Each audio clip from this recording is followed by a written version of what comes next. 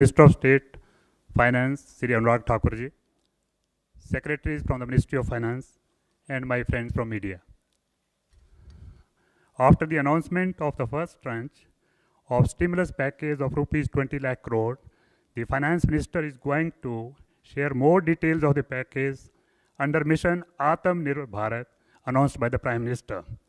First, the Finance Minister and MO's Finance will brief. Later on, we will take more questions from you. Ma'am, please.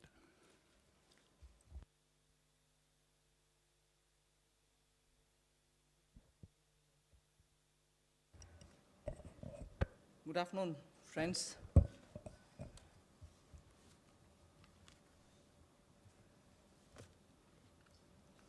Today is the second tranche of announcements towards building a Atmanirbhar Bharat.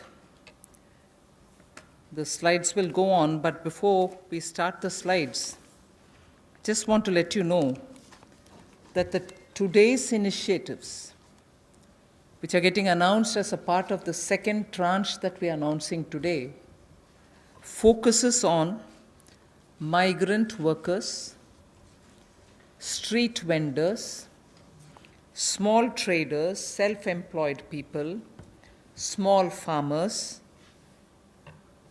And when I say small farmers, there are a few items we say. So in all, about 9 steps that I will be announcing today. 3 relating to migrant workers, 1 related to the Sishu loan within Mudra, 1 related to street vendors, 1 housing, 1 related to employment generation largely for tribals and in those in the tribal pockets, and 2 related to farmers, particularly small farmers. But even as I say this, since you have been keenly listening and hearing what we are saying, many of them may have overlaps with the next package that we'll announce. So on farmers, for example, it's not as if I'm giving only 2 steps, nothing more. Arey kisan ke liye chhod de kaam. No, there will be more. But today I'm bringing in 2. Just as I said, in each of the package, we'll keep in mind and prioritize concerns related to migrant workers, poor, those who are, in need, and therefore that will continue. So if I have not spoken about a certain thing today, it's not as if Government of India has forgotten. After all, let's please remember, within hours of having announced the lockdown, the Pradhan Mantri Garib Kalyan Yojana was for the poor, was for transferring cash to the poor, was for giving grains for the poor, and so on. And that's not enough. We will come with more.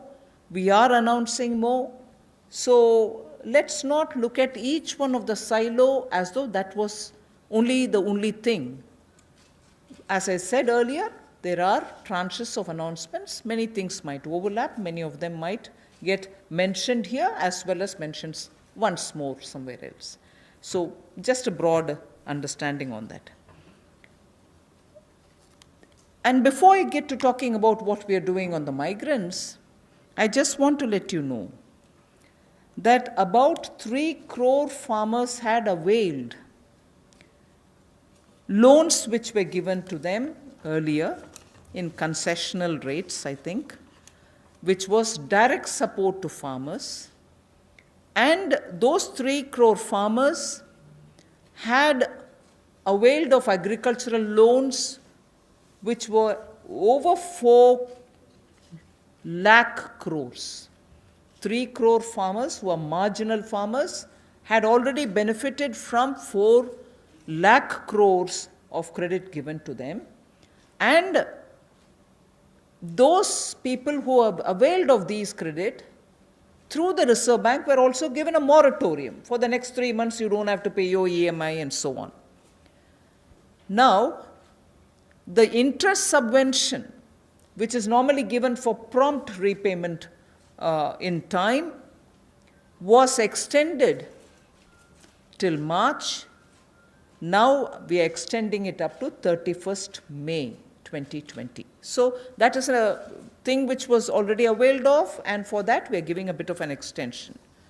And in the last 2 months, 25 lakh new Kisan credit cards have been given, which entails that they can take concessional credit. They're actually marginal farmers. So we've not forgotten them. And those 25 lakh new Kisan credit card holders have also been given or sanctioned a loan which totals to 25,000 crores. These are recent happenings. So there may have been a lockdown, but the government was not sitting quiet. It has been attending to a lot of those who are in the margins of our society, who are desperately in need of assistance to carry on with their small work. So that is something which I want to draw your attention to before we move on to today's package. धन्यवाद। मैं सबसे पहले तो media के अपने मित्रों का आभार प्रकट करता हूं, जिन्होंने आत्मनिर्भर भारत इस संकल्प को, इस अभियान को जन जन तक पहुंचाने का काम किया है। पिछले 2 दिनों में पूरे देश भर में आपने चर्चा को बदला है, एक सकारात्मक सोच खड़ी हुई है। इसके लिए मैं आप सबका बहुत बहुत आभार प्रकट करता हूं। अगर 2014 में भी देखें तो मोदी जी ने अपने सबसे पहले भाषण में यही कहा था कि ये उनकी सरकार वो जो गरीबों के लिए सोचे, जो गरीबों को सुने, गरीबों के लिए जिए, और इसलिए नई सरकार देश के गरीबों को समर्पित है, युवाओं को, महिलाओं को समर्पित है। गांव हो, गरीब हो, पीड़ित हो, वंचित हो, ये सरकार उनके लिए है। हमें गरीब से गरीब आदमी की मदद करनी है। और पिछले 6 वर्षों में आपने देखा होगा, इस देश में गरीबों के उत्थान के लिए मोदी सरकार ने बहुत काम किया। मैं उन योजनाओं पे आज नहीं जा रहा, लेकिन किसान की बात कर रहे हैं। पीएम किसान सम्मान की बात हो, 6,000 हर किसान के खाते में, प्रधानमंत्री फसल बीमा योजना हो, किसान क्रेडिट कार्ड की बात हो, सॉयल हेल्थ कार्ड की बात हो। जो गरीब कभी अपनी इंश्योरेंस के बारे में नहीं सोचता था, 22 करोड़ से ज़्यादा गरीबों की इंश्योरेंस करवाने की बात हो। गरीब का बैंक खाता बैंकों के राष्ट्रीयकरण करने के बाद भी नहीं खुलता था, उन बैंकों का उनका बैंक खाता भी खुला। और इस कोविड-19 की स्थिति में अगर सीधा खाते में पैसा किसी ने भेजा है तो नरेंद्र मोदी जी की सरकार ने पारदर्शिता के कारण भेजा। तो गरीब की हर समय चिंता किसी ने की तो नरेंद्र मोदी जी की सरकार ने। और कल भी जो आपकी चिंता का विषय था, और हम सब भी देखते हैं कि जो गरीब वापस भी जा रहा है उसकी मदद कैसे की जाए, तो आज हम आप सबके सामने आए हैं। कल एमएसएमई सेक्टर की मदद की तो 12 करोड़ लोगों को ये मध्यम लघु सूक्ष्म उद्योग रोजगार देते हैं। अगर उनकी मदद हुई तो अप्रत्यक्ष तौर पर गरीब मजदूर की मदद भी कल की गई। और कहीं ना कहीं जो इतना सकारात्मक वातावरण बना, लोगों के पॉजिटिव मैसेज आए कि ये अच्छा हुआ, इससे उद्योग को फ़ायदा मिलेगा, छोटे उद्योगों को फ़ायदा मिलेगा, तो इससे गरीब को भी बल मिलेगा। तो आज का जो हम करने जा रहे हैं, गरीब के लिए, प्रवासी मजदूर के लिए और 1-2 बिंदु किसानों के लिए, आज बाकी अगले प्रेस कॉन्फ्रेंस में आप सबके सामने आएगा। तो इसमें मुझे केवल इतना कहना है, और मोदी जी ने इसको 12 तारीख को भी माननीय प्रधानमंत्री जी ने कहा था कि आर्थिक पैकेज देश के उस श्रमिक के लिए, देश के उस किसान के लिए है जो हर स्थिति में, हर मौसम में देशवासियों के लिए दिन रात एक करके मेहनत करता है। और इसमें अगर देखा जाए तो जो पहली घोषणा है, जो हमने अब तक कदम उठाए, वो लगभग 3 करोड़ किसानों के लिए जो कृषि ऋण है वो 4,22,000 करोड़ के वो अवेल कर चुके हैं। पिछले 3 महीनों में उसके लिए लोन मोरेटोरियम दिया गया है, ताकि उनको उसमें छूट दी गई है कि 3 महीने तक उनको वापस नहीं करना है। इंटरेस्ट सबवेंशन दी है, ब्याज पर सहायता दी है, त्वरित भुगतान यानी कि प्रॉम्प्ट रीपेमेंट करने पर इनको इंसेंटिव दिया है, क्रॉप लोन्स पर। और ये भी जो 1 मार्च से उनकी ड्यू थी उसको बढ़ाकर 31 मई तक कर दिया है। 25 लाख नए किसान क्रेडिट कार्ड की मंजूरी दी है, जिस पर जो ऋण की लिमिट होगी वो 25,000 करोड़ होगी। Again, one more thing which I'd like to draw your attention before I go to today's announcements. Liquidity support for farmers and for the rural economy has been happening in the last 2 months. I'm referring only to those things which have happened in March, April, which is the COVID duration, the time when COVID hit us and hit us so badly, resulting in a lockdown. But even then, activities through the banks have been happening. I want to just draw your attention that 63 lakh loans of 86,600 crores have been approved in agriculture area between 1st March and 30th of April. Again, refinancing of nearly 29,500 crores has been provided by the NABARD to all the cooperative banks and the regional rural banks so that they can have onward lending done. And this has happened just in March. Just only in March, NABARD has refinanced 29,500 crores through the rural cooperative banks and the regional rural banks. Then again, rural infrastructure, also through a fund which is operated by the NABARD, is the RIDF, which is the Rural Infrastructure Development Fund.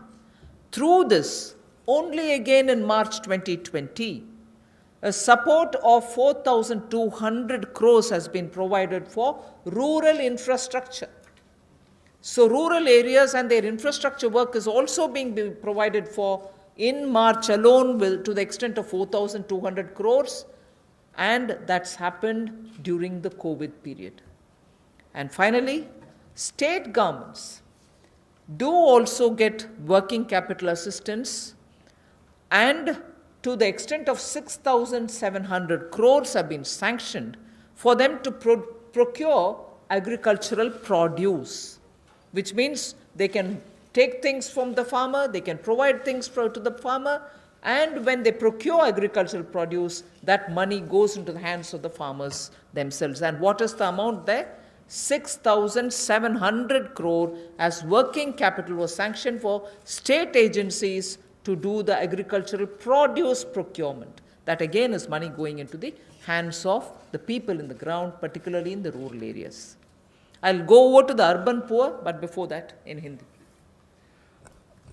कृषि के क्षेत्र में, क्योंकि आपको पता है पिछला season भी 2 महीने देश के लिए भी और देश के कृषि की अर्थव्यवस्था के लिए बहुत महत्वपूर्ण था, तो उसके लिए पिछले मार्च और अप्रैल महीने में 63 लाख ऋण मंजूर किए गए, जिसकी लगभग जो अमाउंट है वो 86,600 करोड़ रुपया है, और इससे बल कृषि क्षेत्र को मिला है।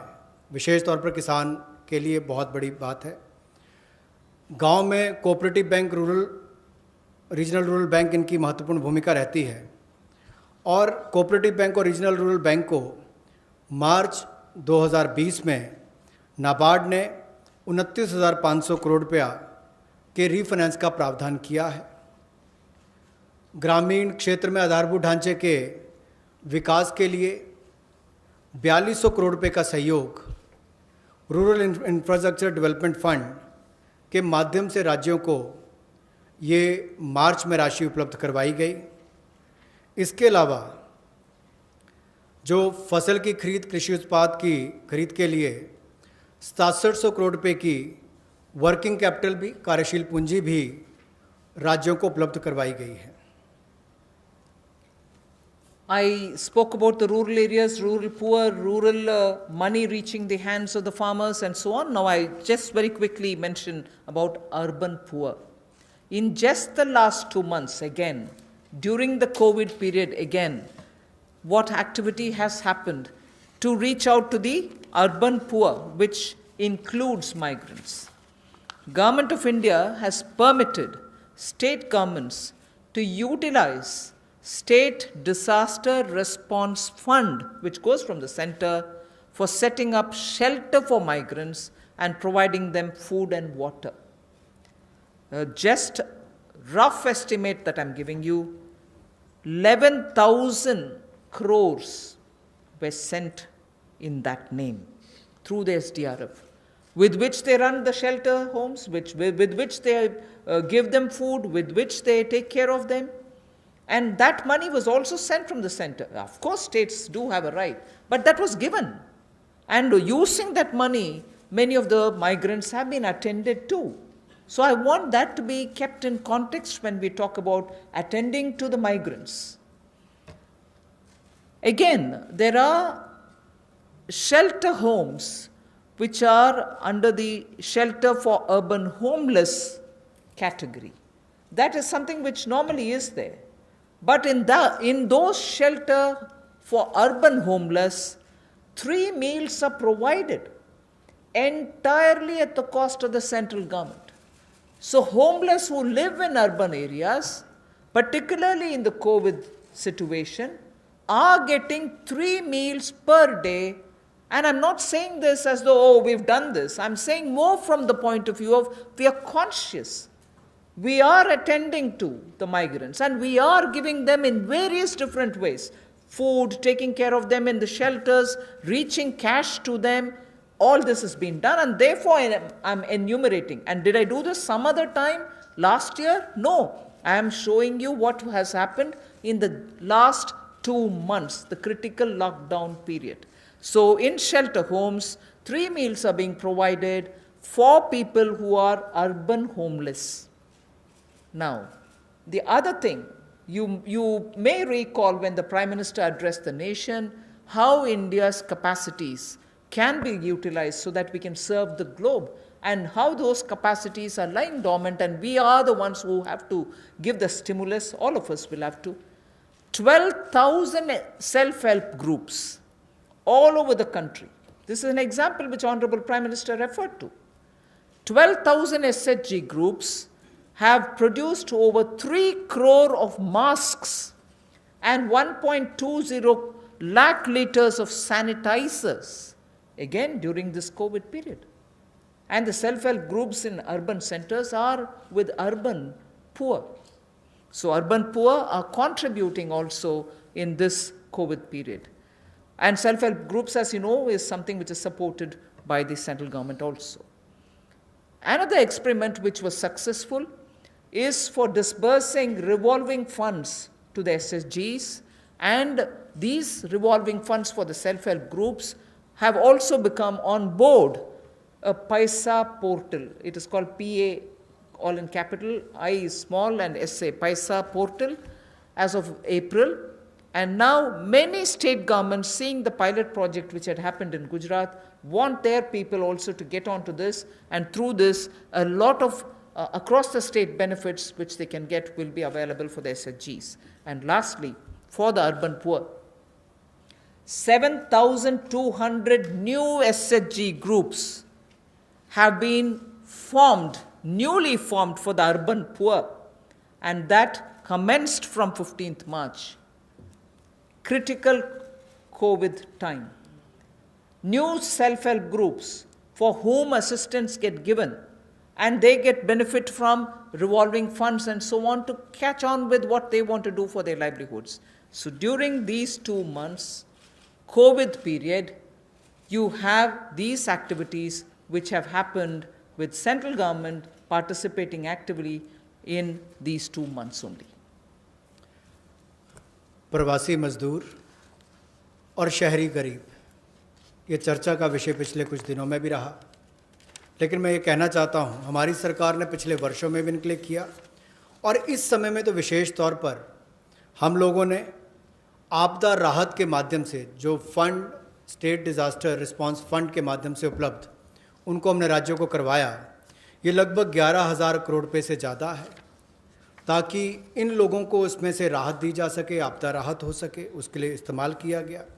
और यही नहीं, हाइजीन का ख्याल रखते हुए 3 मील्स एक दिन में प्रति व्यक्ति के लिए इन शेल्टर होम्स में उपलब्ध करवाई गई, ऐसा प्रावधान वहाँ पर करवाया गया।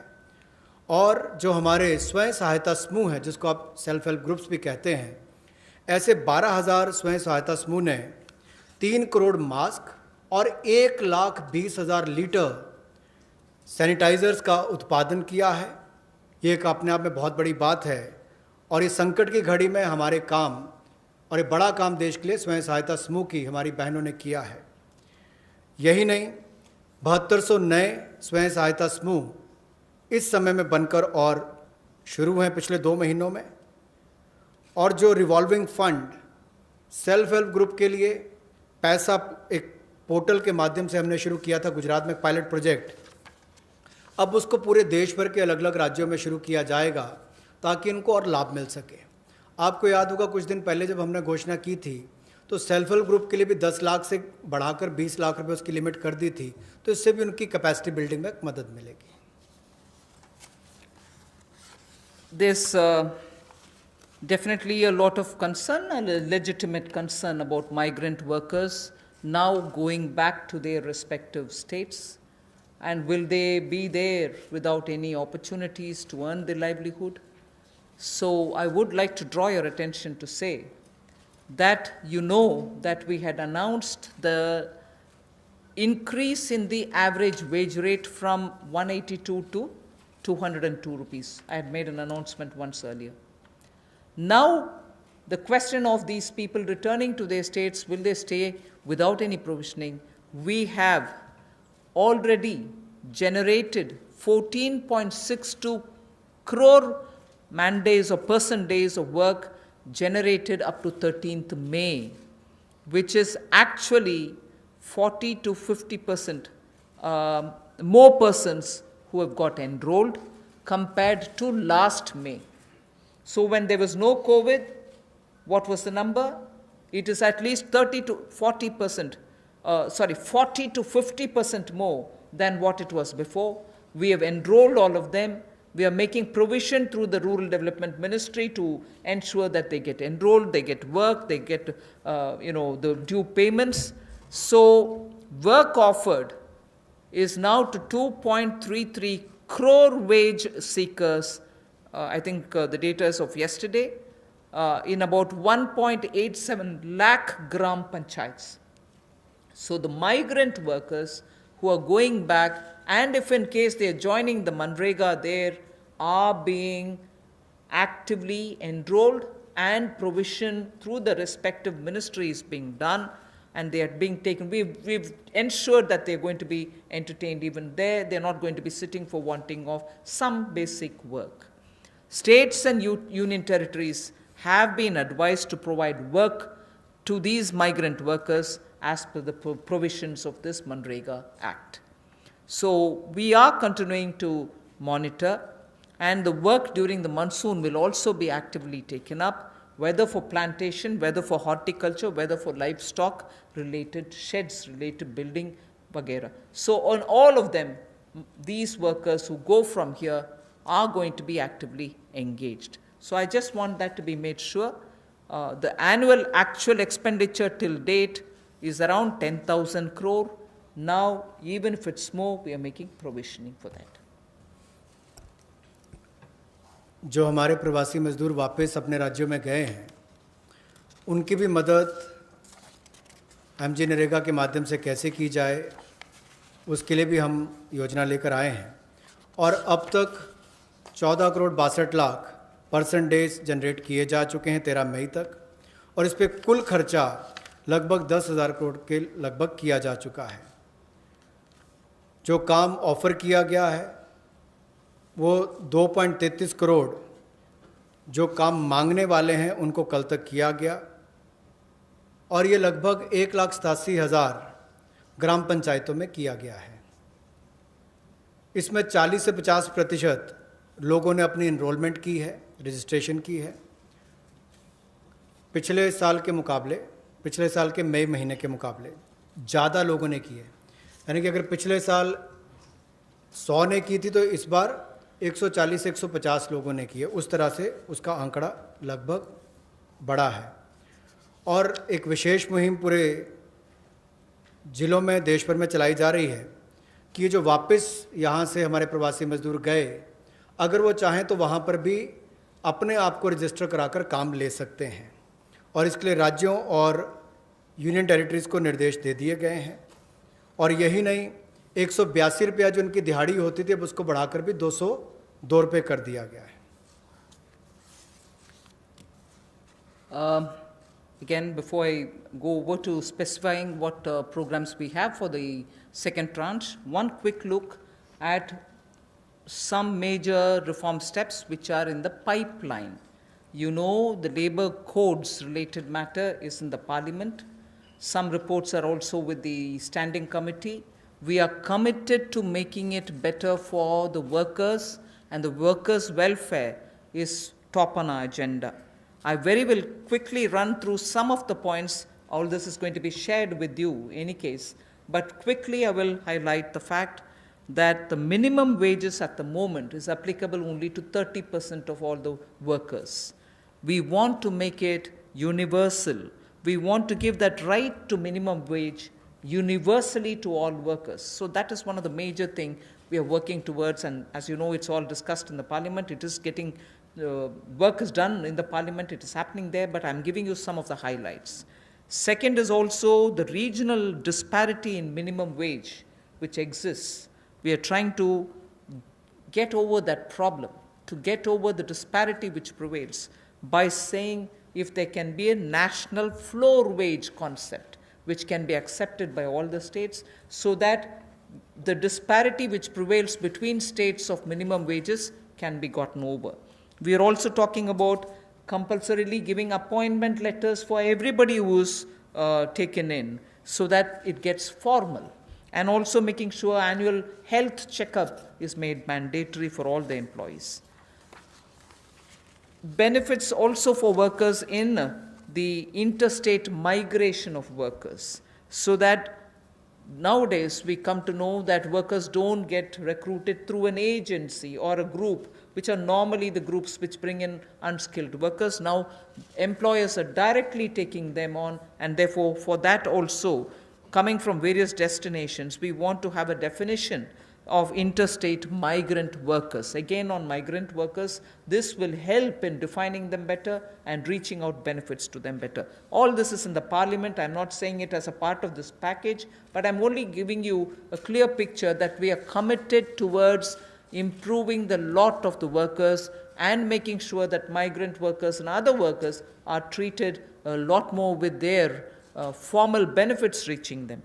Portability of welfare benefits is also being contemplated in the parliament for migrant workers.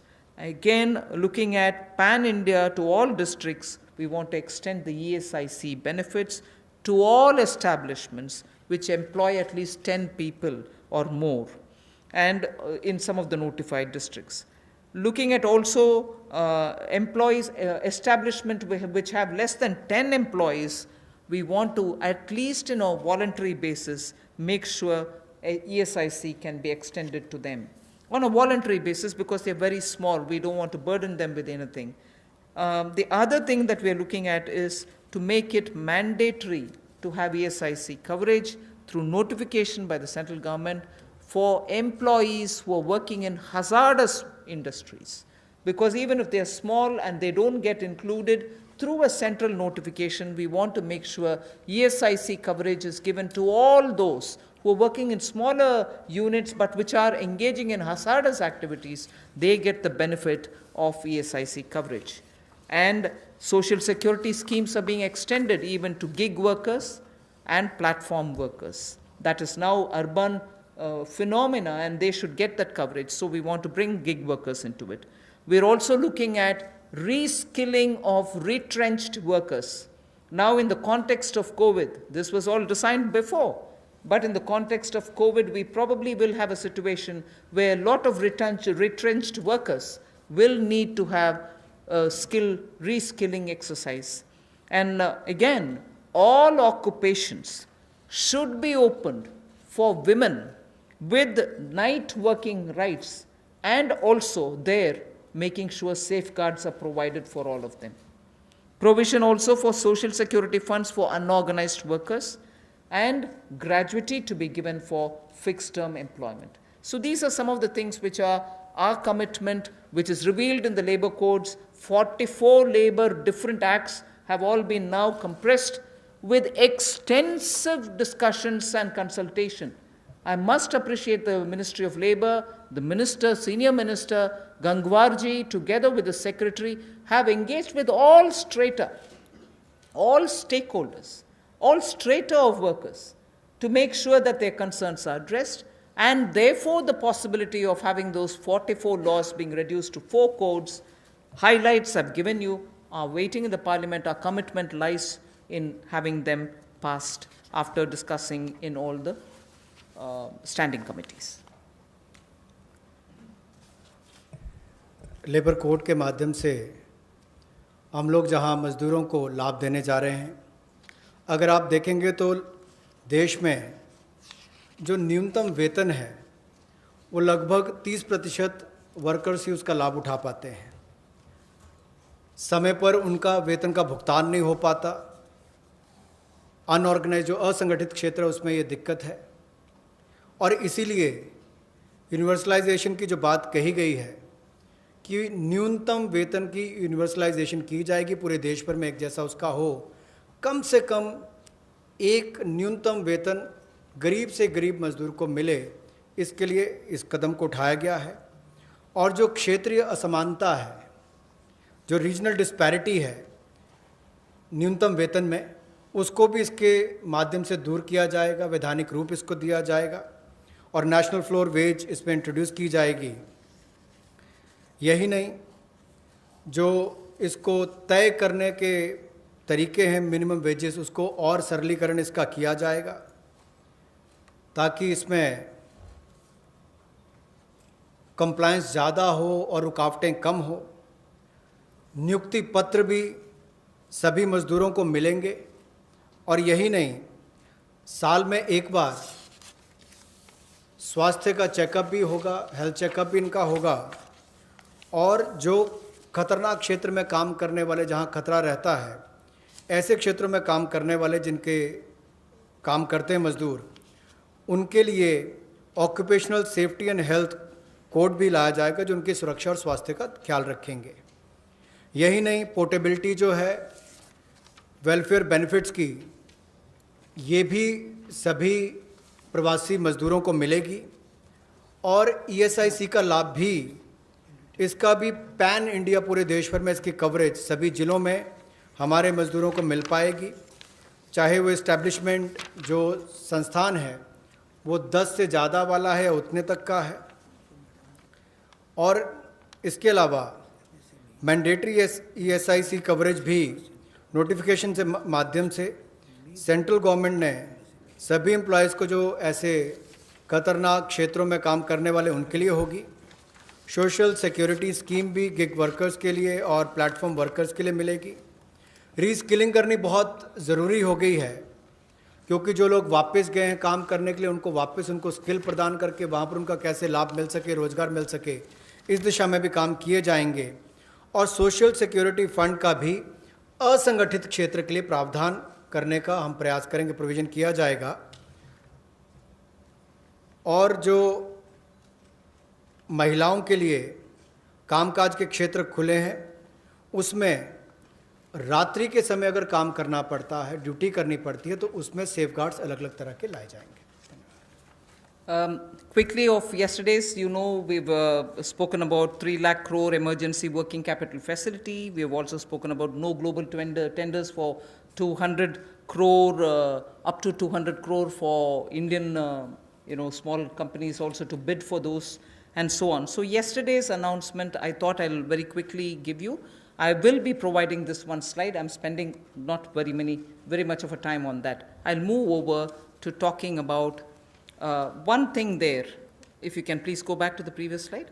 One thing there on the tax deduction at source and tax collected at source, where we've reduced the rate by 25%. I will, after the presentation, have Revenue Secretary give you a clear TCS explanation. You have the Finance Secretary next to me, who is also the Revenue Secretary, who will be able to explain it. But otherwise, that slide will be given to you. So instead of going too much into detail, I just want to highlight the fact the EPF support of paying 24%, the 12% of employer, 12% of the employee is borne by the Government of India. 24% is being borne by the Government of India for the past 3 months, and we have extended that for the next 3 months also. June, July, August is also getting added. This is something which I did mention yesterday. And similarly for others, it has been reduced from 12 to 10% for the employer and the employee. However, the employee will get the 10% for the private, for the government-related public sector undertakings, where the government pays the 12 plus 12. पिछले कल जो सूक्ष्म लघु और मध्यम उद्योग के लिए घोषणा की गई थी, उसका बड़ा कारण ये भी है, और माननीय प्रधानमंत्री जी ने अपने 12 तारीख के भाषण में कहा भी था कि हमारे लघु मंझोले उद्योग जो हैं, ये जो हमारे MSME हैं, ये करोड़ों लोगों की आजीविका का साधन है, जो आत्मनिर्भर भारत के लिए हमारे संकल्प का मजबूत आधार है। और इसीलिए पिछले कल लाखों करोड़ रुपए का जो बेनिफिट दिए गए, या मैं कहूँगा सहयोग दिया गया। इन लोगों ने कभी मदद नहीं मांगी, सहयोग मांगा, और सहयोग देने का काम कल भारत सरकार ने मोदी जी के नेतृत्व में किया है MSME सेक्टर के लिए। और उसमें ही एक बड़ा सहयोग था, मार्च, अप्रैल, मई महीने में एम्प्लॉय प्रोविडेंट फंड 12% एम्प्लॉय और एम्प्लॉयर का हिस्सा भारत सरकार दे रही है, और अब इसको अगले 3 महीने जून, जुलाई, अगस्त तक और बढ़ा दिया गया है। इसके अलावा जो 12% दोनों को देना पड़ता था, काम करने काम देने वाले को, अब उसको 10% कर दिया गया है। लेकिन जो भारत सरकार के सेंट्रल PSCs हैं, वो अपना 12% ही देंगे। I go over to today's announcements. I said there are three steps that we want to explain about the migrants. The first thing relates to free food grain. Free food grain supply to all migrants for the next 2 months. How is this? You're aware, we had already announced that for the public distribution system-based, card-based people who get their regular quota of rice or wheat and in their residences, we had added free 5 kgs for them, either of rice or wheat, and also said 5 kgs per individual, but per card 1 kg of pulse was announced earlier. And that additional 5 per month kg of wheat or rice was being given free. That was made clear. Now what we are saying is that continues, that remains intact.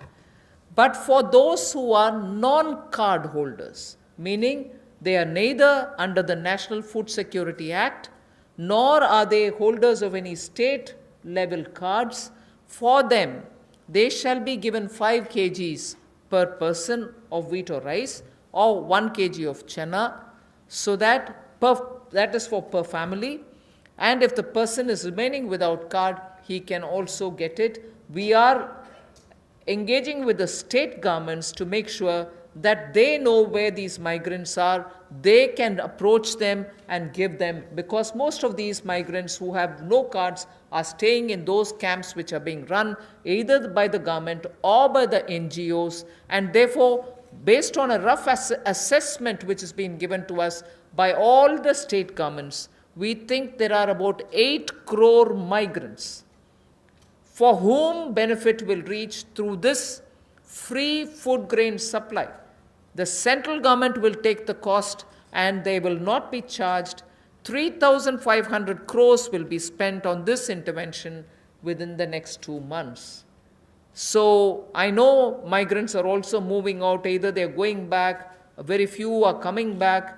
Irrespective, we are saying for the next 2 months, they shall get free rice or wheat and also 1 kg per card, per family. Without card also, you can get your rice, wheat or wheat or chana.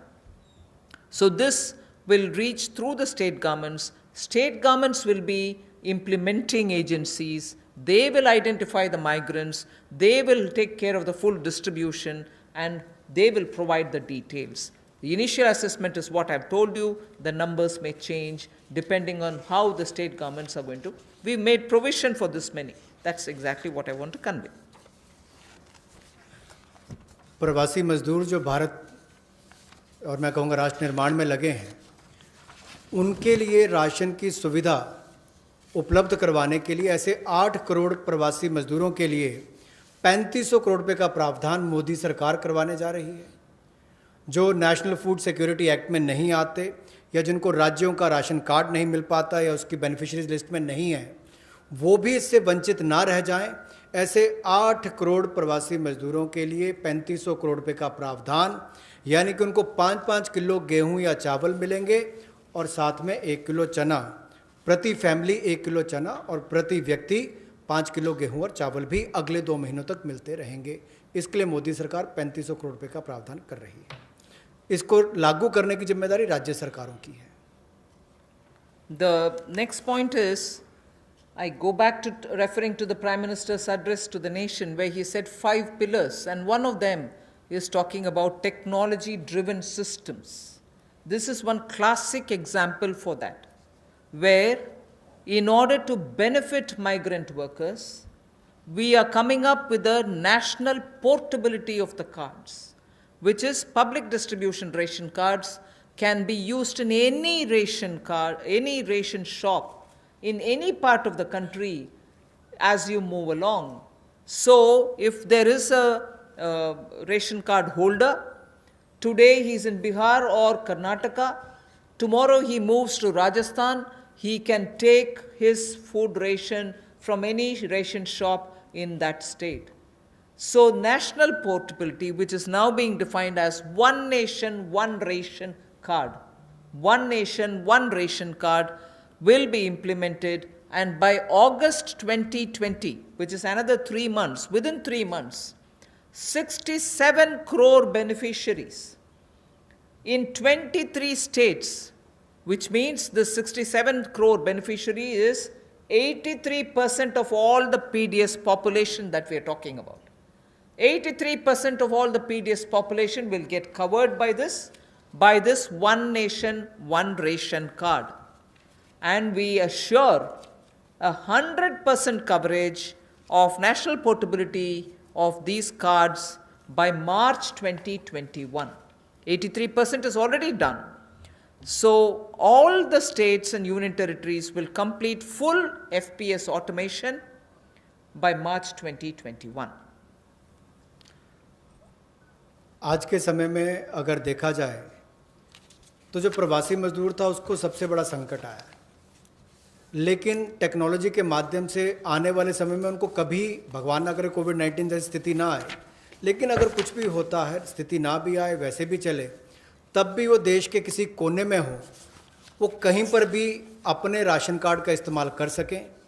One nation one ration card, ये योजना हम लाने वाले हैं और इसके माध्यम से आप देश के किसी कोने में भी किसी भी उचित मूल्य की दुकान से अपना राशन ले सकते हैं, जिसको हम डिपो भी कहते हैं, राशन डिपो भी कहते हैं, ताकि राशन वितरण प्रणाली से जो आपके हिस्से का आप उसको ले पाएँ। और इसका अगर देखा जाए तो आज तक टेक्नोलॉजी के उपयोग से, चाहे वो जनधन खाते हों, आधार नंबर हो, मोबाइल हो, इसके माध्यम से पारदर्शिता मोदी सरकार लेकर आई और लाखों करोड़ पिछले कुछ वर्षों में बचाया भी है और वापस गरीबों के उत्थान के लिए लगाया। तो इससे भी जहां गरीब को लाभ मिलेगा देश के किसी कोने में राशन लेने के लिए, वहीं पर देखा जाए तो 23 राज्यों में 67 करोड़ बेनिफिशरी जो हैं, वो 83% पीडीएस की पॉपुलेशन वो अब तक इस पे कवर हो चुकी है और मार्च 2021 तक हम 100% उसको कवर कर लेंगे नेशनल पोर्टेबिलिटी में, ताकि वो देश के किसी कोने में जाकर भी अपने राशन कार्ड का इस्तेमाल कर सकें। ये अपने आप में क्रांतिकारी कदम गरीब मजदूर, प्रवासी मजदूर के लिए होगा कि वो देश के किसी भी कोने में जाकर अपने हक का राशन किसी भी राशन डिपो से ले सकता है, ऐसा उसके लिए सुविधा होगी। The last step for the migrant workers, we spoke about their food, their ration, portability of their ration. Now I'm talking about affordable rental accommodation for the migrant workers or the urban poor. government has plans to launch, and very quickly it shall launch under the PM Awas Yojana for the migrant labor and urban poor, a particular scheme of affordable rental housing scheme, whereby we have three different ways in which we want to achieve it. We are asking incentivizing manufacturing units, industries, institutions and associations to, on their private land, build and develop affordable rental housing complexes. And we are also converting a lot of government-funded housings in major cities which are remaining vacant into affordable rental housing accommodation.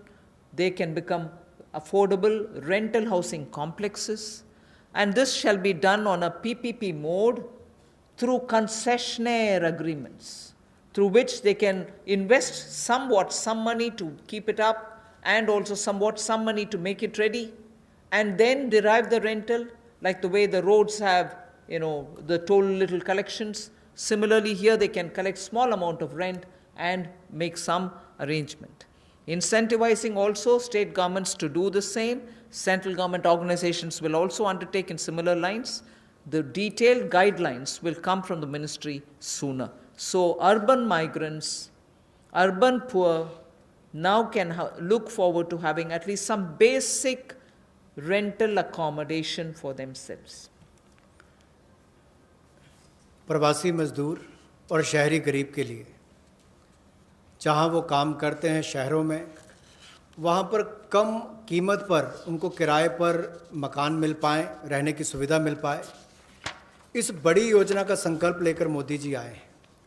और मेरा मानना है कि जिस तरह से हर घर को बिजली, हर गांव तक बिजली पहुंचाने का काम, हर व्यक्ति का बैंक खाता खोलने का काम, हर बहन को गैस सिलेंडर देने का काम और 2022 तक हर गरीब को सर ढकने के लिए छत देने का काम मोदी सरकार करने वाली है, उसी तरह से एक बहुत बड़ी योजना ये भी है कि कम कीमत वाले कम किराए वाले ऐसे घर आने वाले समय में मिलेंगे और जिसका प्रधानमंत्री आवास योजना के अंतर्गत इस योजना को लाया जाएगा, जो कि हमारे अब के बने हुए घरों को भी उसमें इंक्लूड कर सकती है, जो सरकार के अभी बने और कुछ जगह खाली होंगे। उद्योगपति अपनी ज़मीन पर बनाना चाहें तो उनको भी इंसेंटिवाइज करके करेंगे, ताकि वो भी अपने काम करने वाली मज़दूरों के लिए अपनी फैक्ट्री या उसके आसपास रहने की व्यवस्था बनाएं, या राज्य की सरकारों को, उनकी एजेंसियों को हम लोग प्रेरित करेंगे, लाभ देंगे, ताकि वो भी अपने राज्य में काम करने वाले ऐसे मजदूरों के लिए सुविधाएं तैयार करके दें। I move over to the Sishu loans of Mudra. This is a way in which we are going to help the smallest of small credit takers from the banks, where after the RBI giving 3 months moratorium, when they come back to have to pay the interest, the EMI, they will have a little problem, and we want to support them with some interest subvention. Incentive being, if you pay in time promptly, you get the 2% incentive, interest subvention incentive. So the current portfolio of Mudra Sishu loans, Mudra has 3 different types of loans.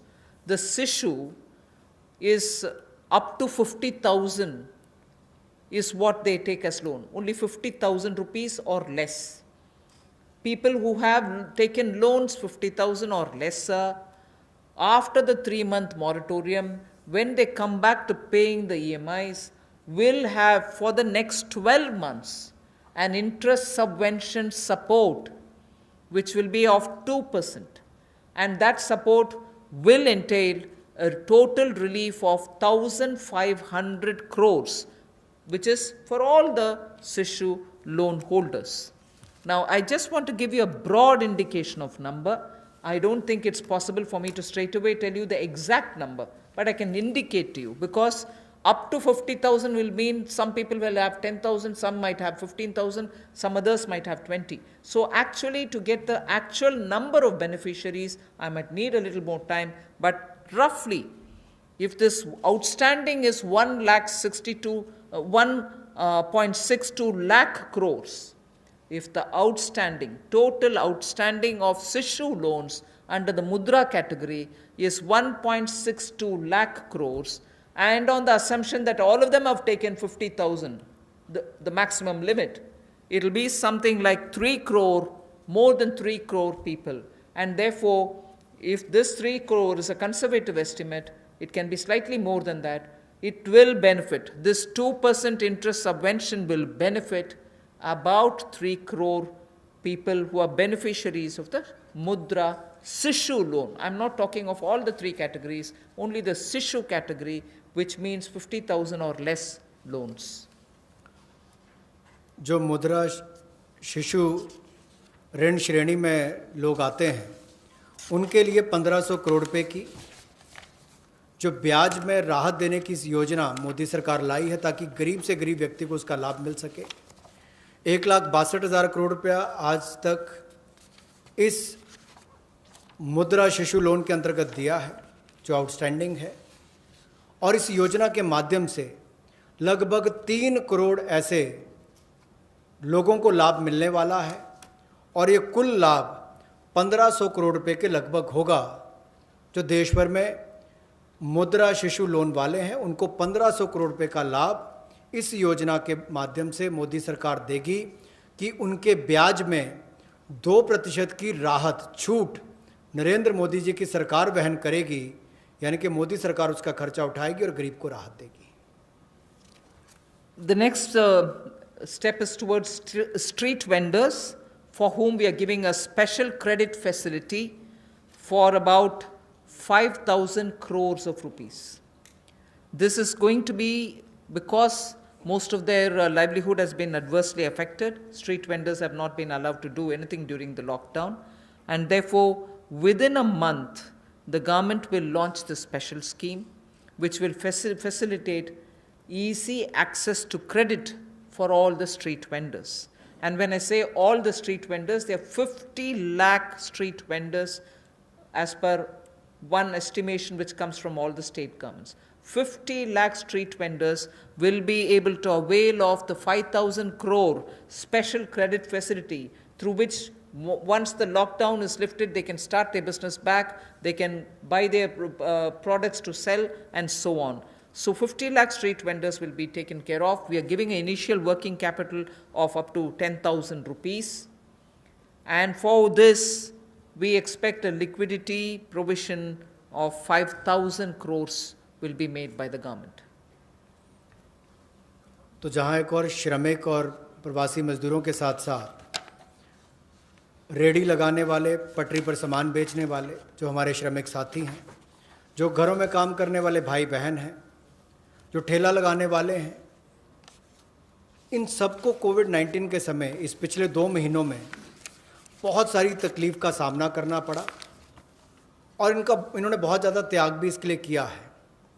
और ये 5,000 करोड़ रुपए की विशेष सुविधा केवल इनके लिए, रेहड़ी ठेला लगाने वाले, पटरी पर सामान बेचने वाले श्रमिक साथी, इनके लिए लेकर आए हैं। ये 10,000 की इनको प्रति व्यक्ति सुविधा मिल सकती है, क्योंकि किसी को चाय बेचनी है, सब्जी बेचनी है, कुछ और बेचना है, तो 2,000 10,000 तक वो अपना सामान लेने की उसको सुविधा मिल सकती है। और ये 1 महीने के अंदर सरकार इसको लॉन्च कर देगी। और जो मोबाइल से पेमेंट करेगा, डिजिटल पेमेंट करेगा, उसको इसके ऊपर इनाम भी मिलेंगे। और यही नहीं, डिजिटल पेमेंट्स का एक लाभ उनको और मिलेगा कि उनको आने वाले समय में 10,000 के बजाय ज़्यादा पैसा मिल सके, क्योंकि उनका व्यापार लेखा जोखा ध्यान में आएगा तो बैंक भी उनको ज़्यादा पैसे देने के लिए तैयार होंगे। तो डिजिटल पेमेंट को भी इससे बल मिलेगा और उन लोगों को भी आने वाले समय में अतिरिक्त धन उपलब्ध कराया जा सकता है अपना कामकाज बढ़ाने के लिए।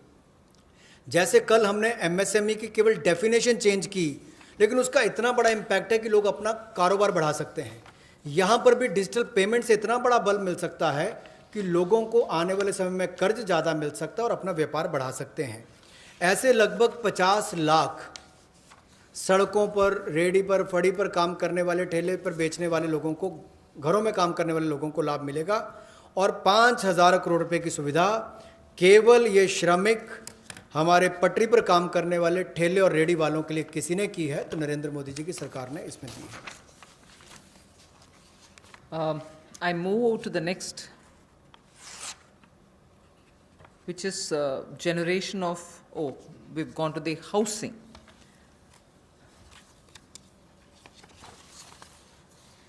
ये कर दिया There is a program, that's fine.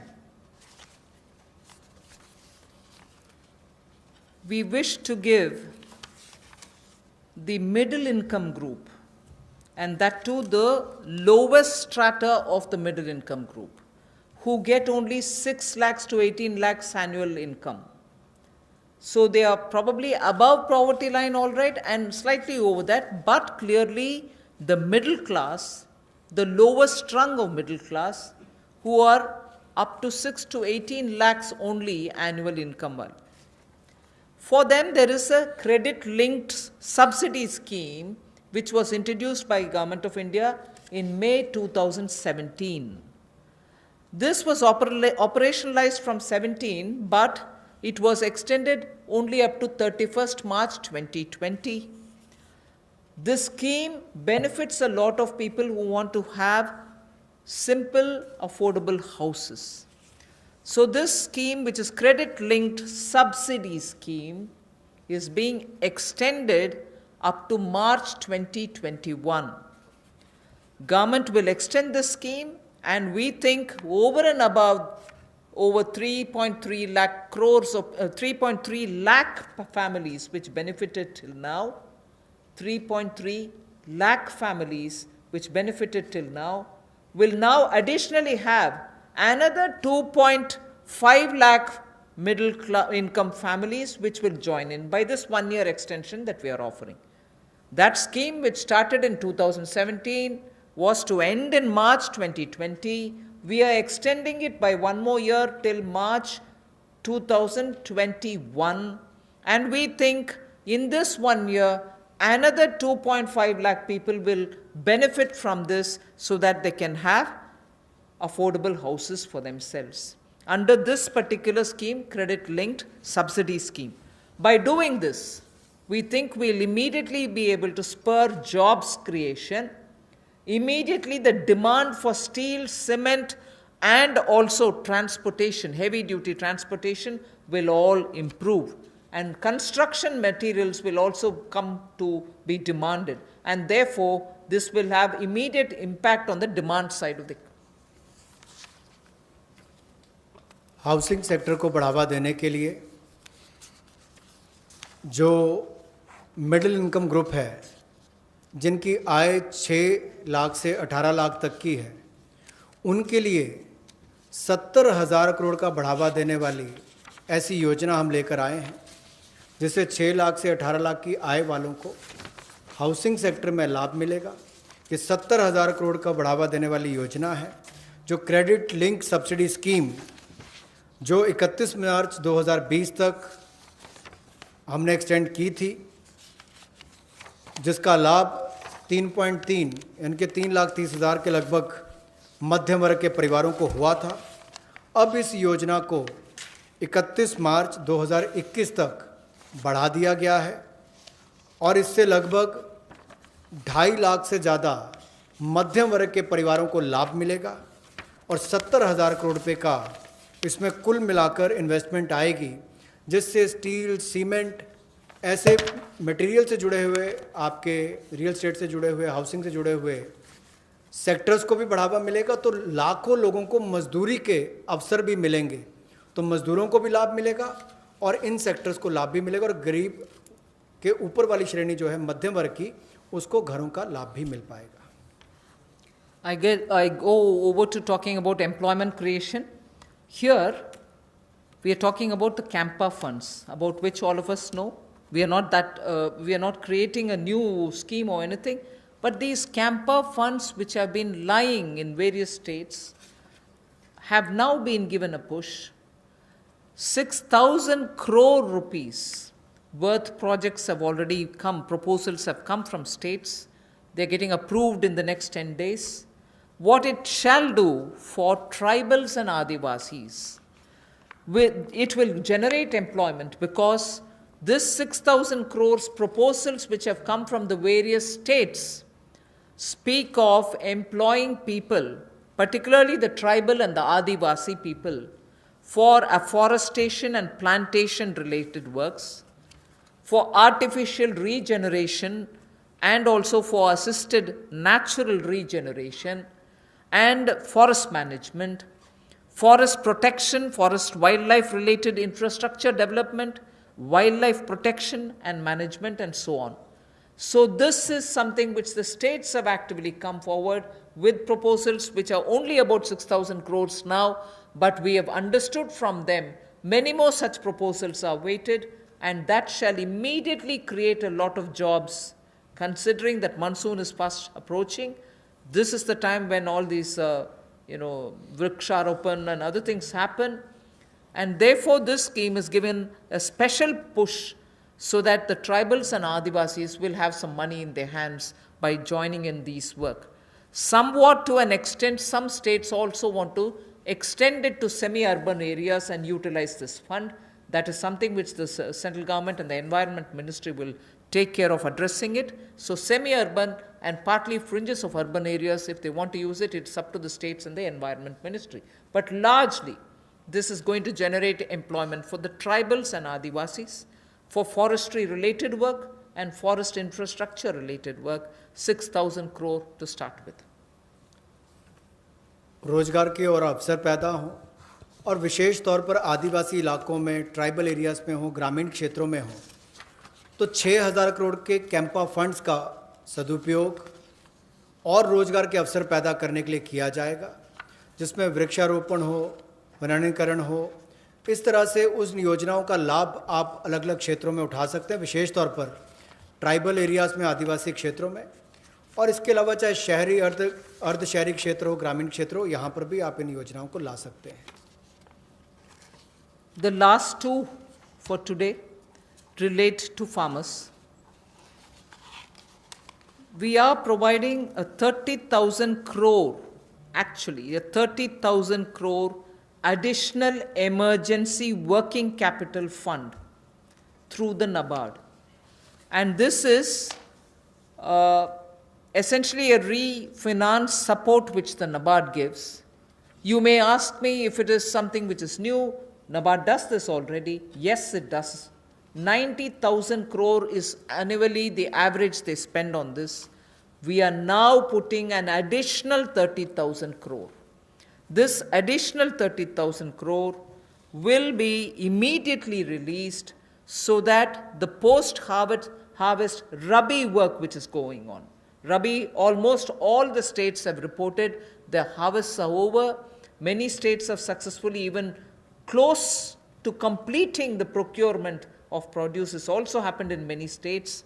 But immediately post-harvest, if there are any requirements for post-harvest Rabi-related work, this money will go and help the farmers, the small and the marginal farmers. This is for particularly small and marginal farmers. And not only post-harvest Rabi, but also the preparatory work for Kharif. Even for that, this will be of help. The regional rural banks and the rural cooperative banks will be the ones which will use this credit. Many of the state cooperative banks, about 33 state cooperative banks, 351 district cooperative banks, and 43 regional rural banks have also come forward to avail of this on-tap based lending. So it will be directly reaching rural India, directly reaching small and marginal farmers, and this is 30,000 crore in addition to what they normally do, which is 90,000 crore. This will benefit 3 crore farmers. जहाँ पहले केंद्र सरकार ने राज्यों को फसल की खरीद के लिए पैसा दिया, जिसकी जानकारी हमने पहले दी, उसके अलावा अगर कहा जाए तो कृषि के सीज़न में किसानों ने बहुत मेहनत की और बहुत सफलता के साथ अच्छा उत्पादन भी किया और कोई नुकसान कृषि के क्षेत्र में नहीं होने दिया, ऐसा प्रयास किए गए। लेकिन हमारे छोटे और सीमांत किसान जो हैं, उनको लाभ देने के लिए ऐसे 3 करोड़ छोटे और सीमांत किसानों के लिए 30,000 करोड़ रुपए की अतिरिक्त सुविधा नरेंद्र मोदी जी की सरकार लेकर आई है। और ये 30,000 करोड़ 90,000 करोड़ जो नाबार्ड देता है उसके अतिरिक्त है, और ये सारा पैसा state cooperative bank, district cooperative bank, regional rural bank, इनके माध्यम से राज्यों को दिया जाएगा और इसका वितरण वहाँ पर किया जाएगा ताकि छोटे और सीमांत किसानों को इसका लाभ मिल सके। The last that I would want to tell you is absolutely critical because it brings a newer dimension to some of the things which have been happening. I am referring to the Kisan credit card. Nearly 2 lakh crores of concessional credit will be extended to boost the farming activities. 2.5 crore farmers will get the benefit. And this special drive will include these 2.5 crore farmers who don't have at the moment the Kisan credit card, because a rough estimate is if there were 9 crores of PM Kisan Samman award, receivers, of that about 2.5 crore farmers do not have Kisan credit card. Now we are reaching them and giving them the Kisan credit card. But more importantly, something which the Honorable Prime Minister has been referring to, he has referred to in 2-3 of his speeches, that fishermen and animal husbandry farmers also shall be included in the Kisan credit cards. And therefore, they will also be able to avail of this concessional credit boost that we are giving to the extent of 2 lakh crores. This will enable all the farmers to gain access to institutional credit at concessional rate. 2.5 crore is the farmer number that I've given you, who will be covered. And in this, I'm not giving a specific number, but animal husbandry and Matsyakar will all be added. Fishermen will also be added. जहाँ एक और कई योजनाएं PM किसान, जहाँ 6,000 रुपया करोड़ों किसानों के खाते में जाता है, या सॉइल हेल्थ कार्ड हो, बाकी योजनाएं मोदी जी ने चलाई, वहीं पर अब एक 2 लाख करोड़ रुपए की सुविधा कंसेशनल क्रेडिट को बढ़ावा देते हुए ये 2.5 करोड़ जो किसान हैं उनको इसका लाभ मिलेगा। ये किसान क्रेडिट कार्ड के माध्यम से मिलेगा। एक विशेष अभियान इसके लिए चलाया जाएगा और इसके माध्यम से रियायती दर पर ऋण इनके लिए उपलब्ध होगा और लगभग, जैसा मैंने कहा कि 2.5 करोड़ किसानों को 2 लाख करोड़ रुपए की सुविधा मिलेगी। और इसमें किसानों के साथ साथ मछुआरों को, पशुपालकों को, इनको भी इसमें लाभ मिलेगा और इससे उनके आय के साधन भी बढ़ेंगे। Today's presentation is for the second tranche is now over. I just want to highlight the fact that in these days of part of full lockdown, media, all of you all have been keen. You've been attending all our press conferences, hearing the Prime Minister. You've really been a catalyst in the stimulus giving exercise. So I thank all of you all, which the Honorable MOS did mention even at the start. We certainly look forward to having you pass all this information, disseminate this information, spread this information so that people get to know what this government is doing. So even as we are looking at COVID as an opportunity, not look at COVID as, oh my God, my economy. No, yes, there are people suffering. Yes, we notice a lot of people undergoing severe, constraints. They are walking back to their homes. Prime Minister had requested, please stay wherever you are. But nevertheless, emotions being what they are, and their concerns being what they are, we understand migrants moving. We will have to extend all benefits, and that's what we are trying to do. And therefore, in this entire COVID-related response, I thank the media for constantly keeping every concern heard both ways, from the citizen to the government, and from the government, the stimuluses and other things that we want to do to the people back. So thank you very much. Thank you, ma'am. We take some questions now from you. Number 14. Ma'am, Timsi Jaipuria this side from CNBC TV18. Ma'am, 2 things. You said 70,000 crore rupees investment will come under the CLSS scheme for housing. where will this money come from? Will government invest this since it's a PPP? Has government earmarked how much will they invest in next 1 year out of this 70,000 crore? And secondly, you said for the one nation, one ration card, a ration card is normally given to one family, and only 1 or 2 members of the family are migrants who are moving. So how will the family benefit if the 2 members are moving and 3 are, say, for example, in the same native place? How will the family get a benefit under this scheme? And for street vendors, you said 5,000 crores will be given as a special credit.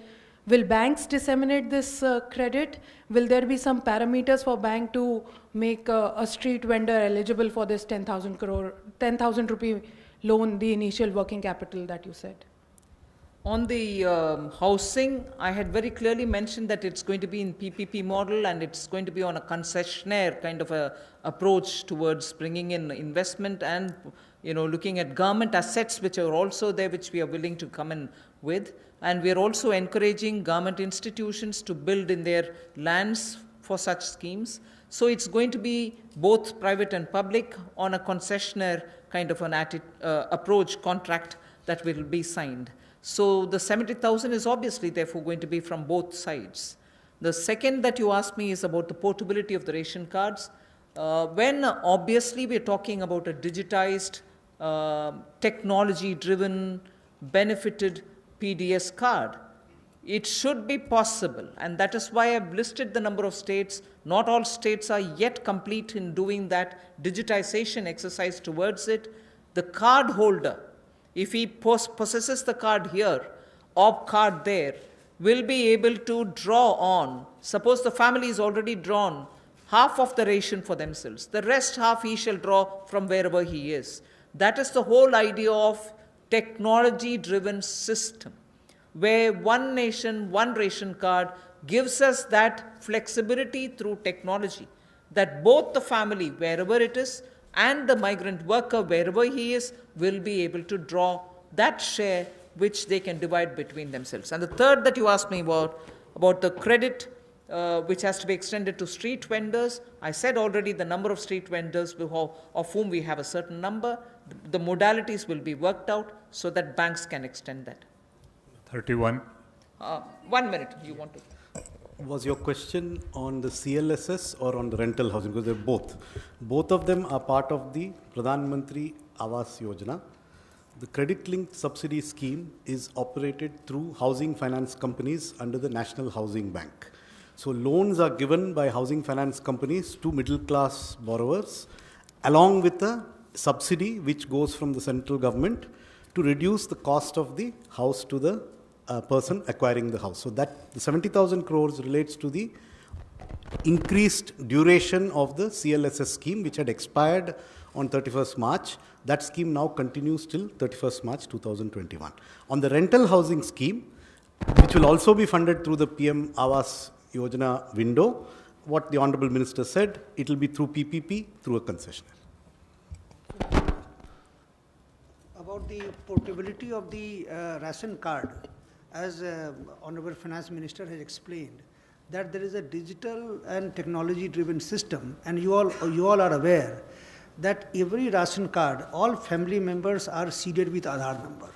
So that gives an advantage that, let's say, a family member, he is living in some other city, through his Aadhaar number, he can withdraw the ration quota, which rest of the family members have not yet withdrawn. So it is possible, and that is what the portability means. मैं पीयूष पांडे हूँ TV9 Bharatvarsh से। मेरा सवाल जो शहरी migrant हैं उनको लेकर के है कि केंद्र सरकार ने 11,002 करोड़ रुपए राज्यों को जारी किए। क्या ये कोई जानकारी राज्यों ने दी है कि अब तक कितने शेल्टर होम्स बनाए गए और कितने मजदूर उनमें रह रहे हैं? क्योंकि रास्तों में अभी भी आप देख सकते हैं चारों तरफ मजदूर ही मजदूर नज़र आ रहे हैं जो अपने घरों की ओर प्रवास कर रहे हैं। Yes, I've told you roughly what the figures are, but we can obtain it and give it to you. States से कितने भी जानकारी मंगवाना है मंगवा करके दे सकते हैं, if unless the DEA has anything to add. इसमें ये पैसा अप्रैल के महीने में दिया गया था, तो अभी it is too early for us to ask the states कि इसका यूटिलाइजेशन कैसे किया है, लेकिन जिन भी माइग्रेंट वर्कर्स को खाना पीना, रहने का स्थान, किराए का मकान, जो भी कार्रवाई हुई है पिछले 1-1.5 महीने में, वो इसी पैसे से हुई है। 114.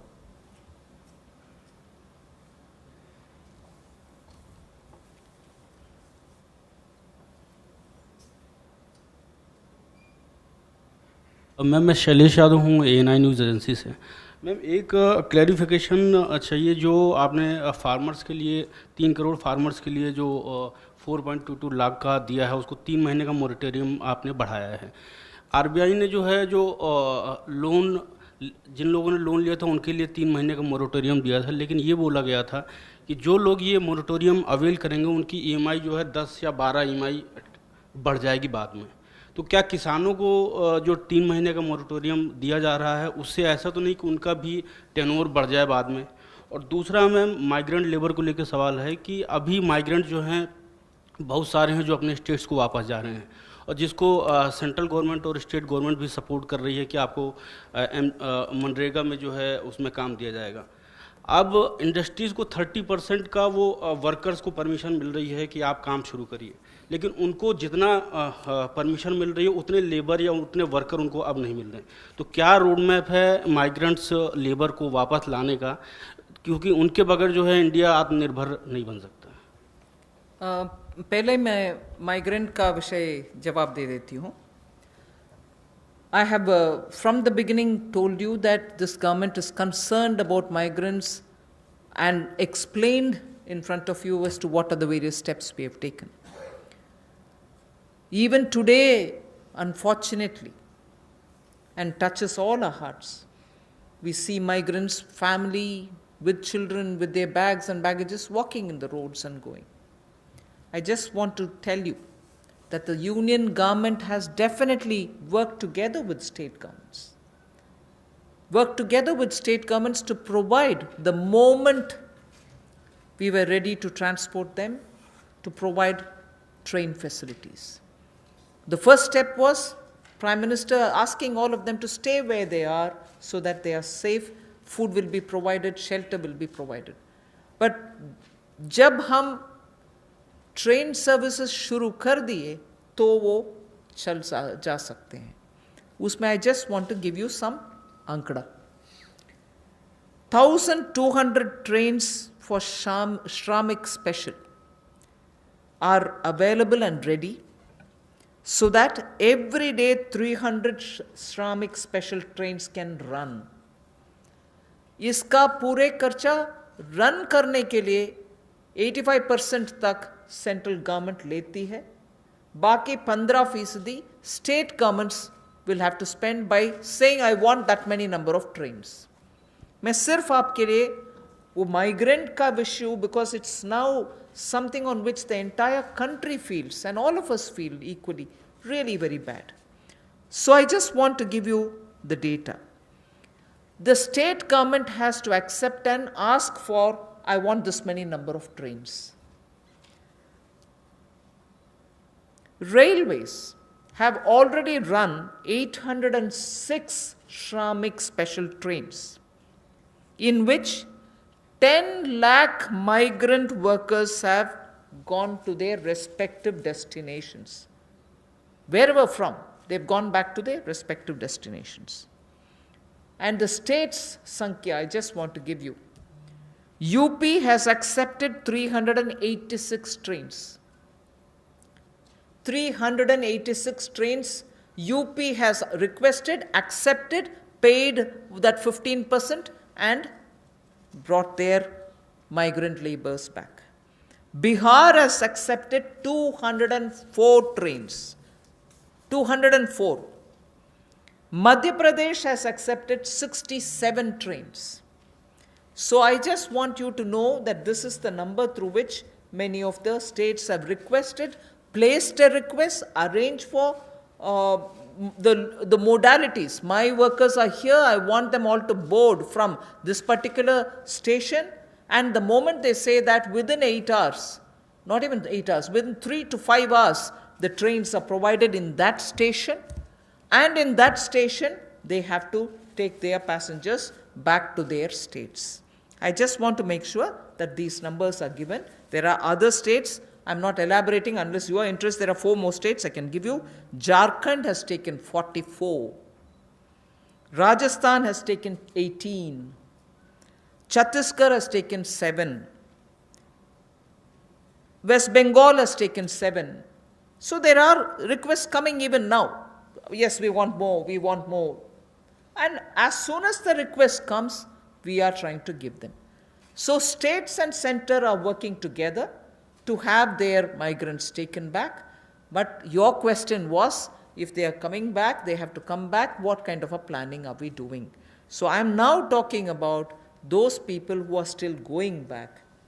And as I said, Manrega provisions are being made. The moment they want to come back, hopefully after the lockdown is lifted, they can come back. 44. I think just... एक मिनट moratorium में कुछ you wanted to tell Secretary Banking?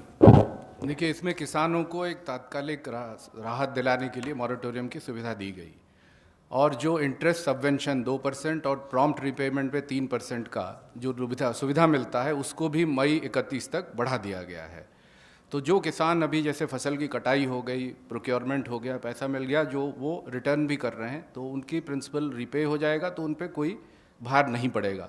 लेकिन कुछ किसान अगर देने में असमर्थ है तो जो जितने पीरियड के लिए वो मई के बियॉन्ड जाएंगे तो थोड़ा सा इंटरेस्ट वो स्प्रेड हो जाएगा आगे उनके जो इंस्टॉलमेंट्स बंधा हुआ है। This is Monika from Zee business. Ma'am, मेरा सवाल है कि कल आपने MSME की डेफिनेशन में रिवीजन की घोषणा करी थी, तो ये केवल एक अनाउंसमेंट बन के ना रह जाए, इसके लिए क्या आप ऑर्डिनेंस लाने वाले हैं? कब तक इम्प्लीमेंट हो जाएगा? इसके अलावा आपने जो जितने लेबर रिफॉर्म्स आपने अनाउंस करे हैं, ये कब तक इम्प्लीमेंट हो जाएंगे? लेबर रिफॉर्म्स के मैटर मैंने इसलिए जिक्र किया है कि 44 जो लेबर रिलेटेड कानून थे वो सब अभी कंडेंस होकर के 4 लेबर कोड के नाते पार्लियामेंट तक पहुंच गया, एक आध स्टैंडिंग कमेटी में भी है। So through the parliamentary process those labor codes will come for implementation. But as regards MSME definition, I would want Secretary EA to. MSME की डेफिनेशन आज के दिन उनके एक्ट में है, तो या तो ये लेजिस्लेटिव प्रोसेस से इसको चेंज करेंगे, लेकिन हम ये भी देख रहे हैं कि अगर इसको हम एडमिनिस्ट्रेटिव प्रोसेस से कर सकते हैं तो वो भी चेष्टा करेंगे कि इसको कर लें। लेकिन ये काफ़ी वर्षों के बातचीत के बाद ये फैसला लिया गया है कि इसको इस तरह से हम चेंज करेंगे, तो ये एक डिसीजन हो गया है। इसको लेजिस्लेटिव प्रोसेस से करना है या दूसरे प्रोसेस से करना है, इसको देख के ये हो जाएगा। Number 9.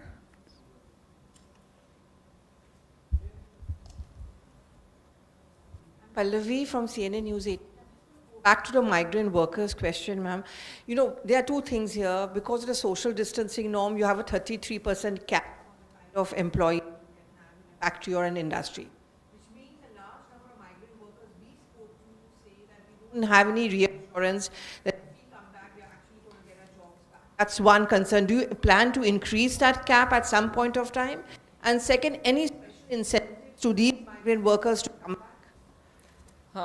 I think on that a lot of work is happening in that the social distancing, as long as it has to be respected, we'll have to make the protocols also comply with that requirement. But that doesn't mean we'll deny workers who want to get back to their jobs.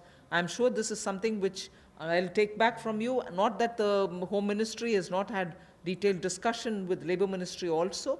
So some protocols will emerge on that to make sure that they can get back to their work. And also about any incentives, we'll take a call. 13.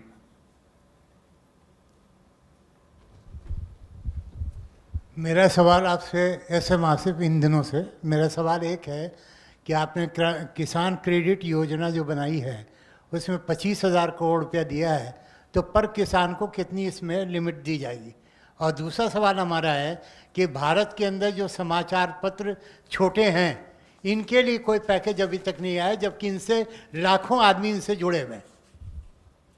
You want to say anything on the किसान credit card? देखिए, किसान credit card की जो limit कोई नहीं है, कितना आपके पास खेती है उस हिसाब से उसकी लिमिट तय होता है। वो स्केल ऑफ फाइनेंसिंग के रूप में अलग अलग राज्यों में अलग अलग उसका स्केल है।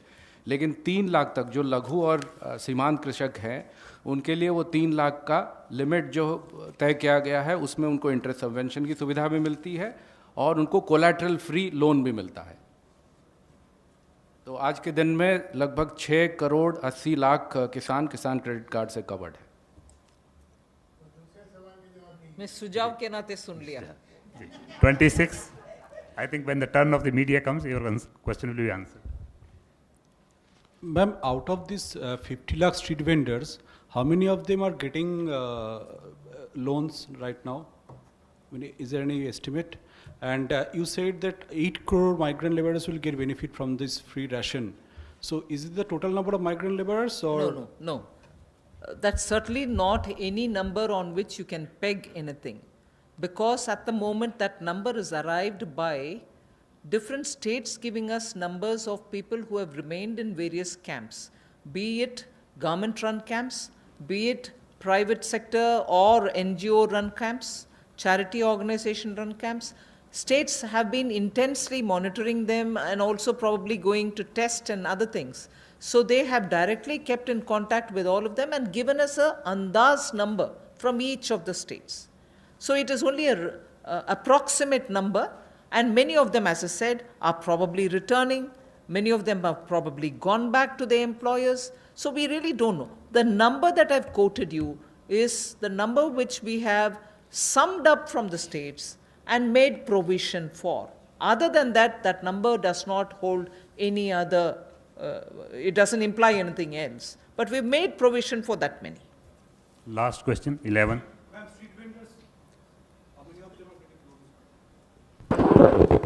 जहाँ तक street as far as the question of street vendors are concerned, Ministry of Urban Development, they are in the process of identifying through the urban local bodies, and maybe some of them would have got a loan through the Mudra segment, under the Mudra segment.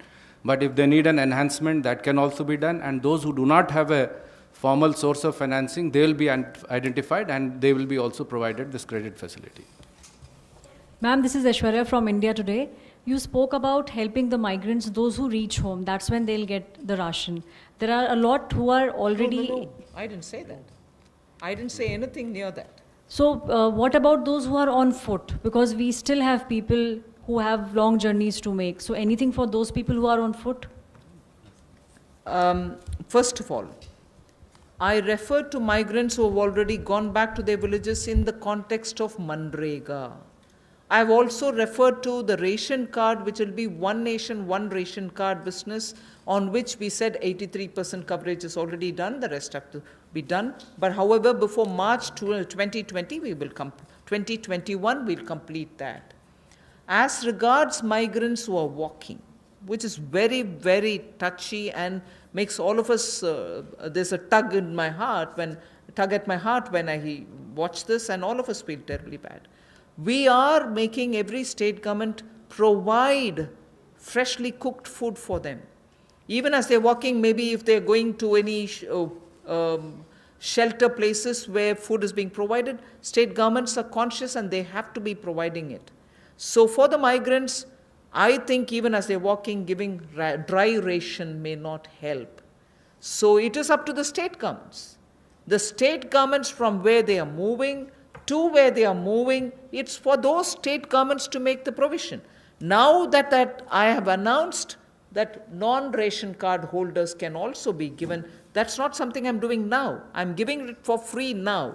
5 kgs and 1 kg chana, all that is being given for the next 3 months free, next 2 months free, 2 months free is being announced now. But till before now, we had already said that the states can, at a discounted rate of 22 rupees for rice and 21 rupees for wheat, any quantity can be lifted on credit without paying anything. State governments have been given that facility so that they can take that amount of rice and wheat and pulses so that they can cook the meal and serve it to them.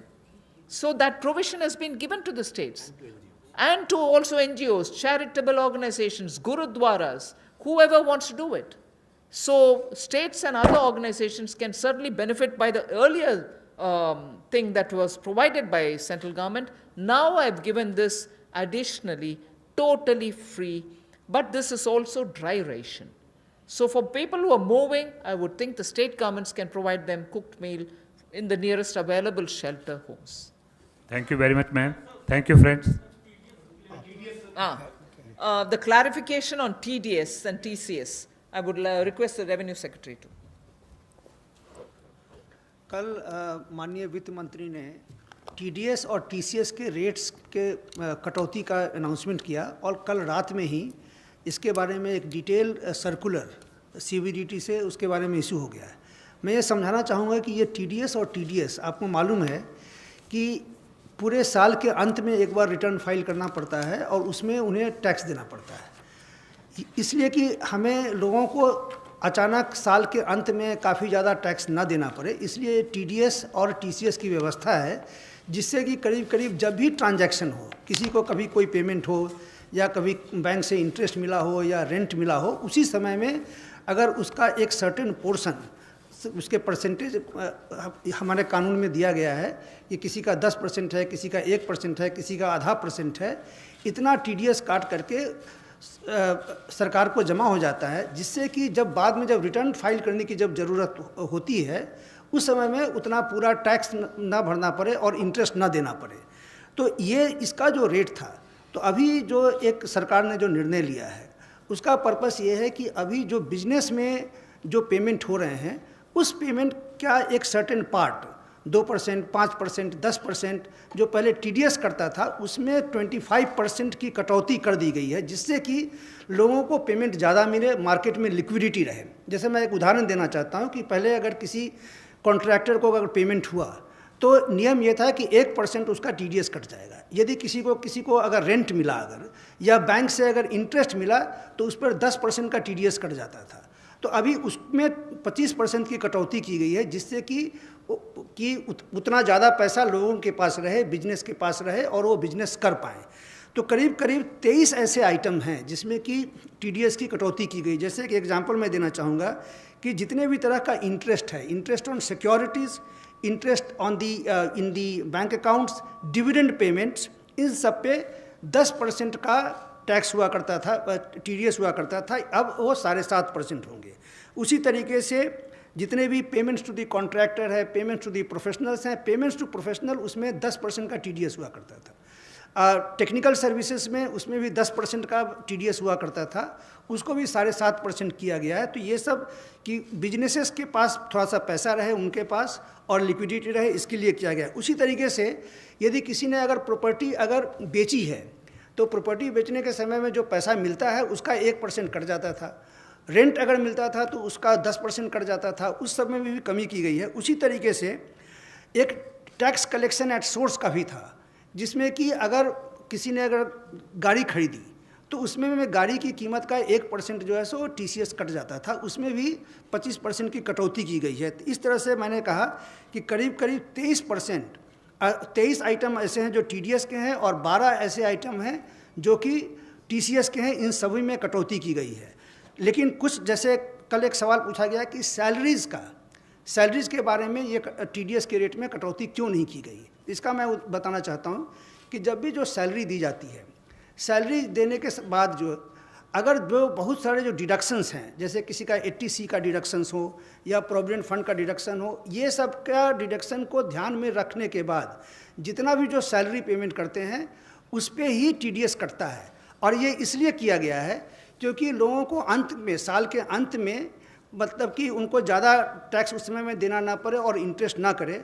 अगर मान लीजिए कि अगर उनका भी अगर हम TDS अगर कम कर देते तो इफ़ेक्टिवली जो लोग हैं, सैलरी अर्नर्स हैं, उन पर कंप्लायंस बर्डन बढ़ जाता है, क्योंकि उनको साल के अंत में उनको ज़्यादा टैक्स देना पड़ता और इंटरेस्ट भी देना पड़ता, इसलिए हमने नहीं किया है। ये भी मैं स्पष्ट कर दूं कि जो कैश विड्रॉल है जो पिछले साल सरकार ने लाया कि जिनके जो बैंक से 1 करोड़ से ज़्यादा कैश विड्रॉ करते हैं उस पर 1% का TDS है। तो चूँकि हम चाहते हैं कि डिजिटल में जाएं, कैश का इतना बड़ी मात्रा में लोग कैश विड्रॉ ना करें, उनको भी हम डिस्करेज करना चाहते हैं, तो उनमें भी कटौती नहीं की गई है। उसी तरीके से जो फॉरेन में रेमिटेंस भेज रहे हैं, तो इन सब 3-4 आइटम को छोड़ करके बाकी जितने आइटम्स हैं जो कि लार्जली बिजनेस रिलेटेड हैं, जिससे कि बिजनेस को काफ़ी रिलीफ मिले, उनका हमने TDS 25% कम कर दिया है। Thank you. Thank you very much, friends. Thank you.